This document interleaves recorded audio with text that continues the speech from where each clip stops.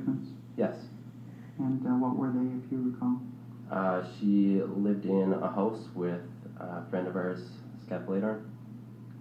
And was it your understanding that Scott and Teresa had any kind of a romantic relationship?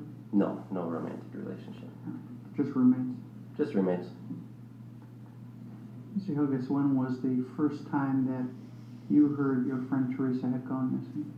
Scott had called me and said that Teresa's dad had went over and asked if he had seen Teresa, and Scott called me, and I went over to the house that afternoon, and we printed off her cell phone records off the internet just to see, calls she had made, or if there were other numbers of friends that we could find on there.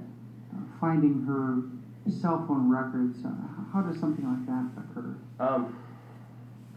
Well, there were a couple of us that tried figuring it out, but basically figured out her password and made up a username that worked and got into her phone records, and they printed right off. Now tell me about this online search. She had never shared her password with you? No.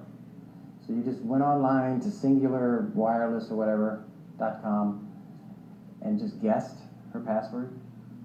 Well, we had just kind of figured that it would fairly be something relating to her sisters, and I believe it was their birth dates that got into it for us.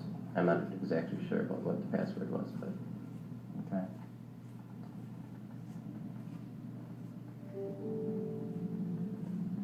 Let me ask you about the weekend of October 29th and 30th. 29th being Saturday.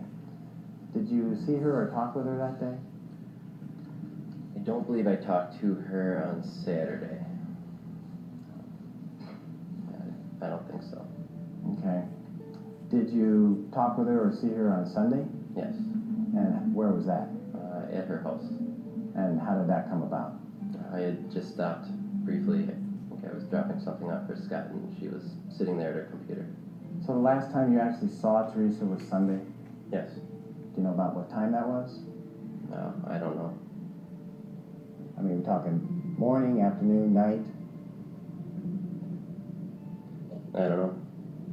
You don't remember at all? All right, by the time that Calumet County investigators arrived, I take it you guys were pretty concerned about Teresa's well-being, where she was. Yes. Did the police interview you and Scott together, or did they put you in separate rooms when they talked to you, or how did they do that?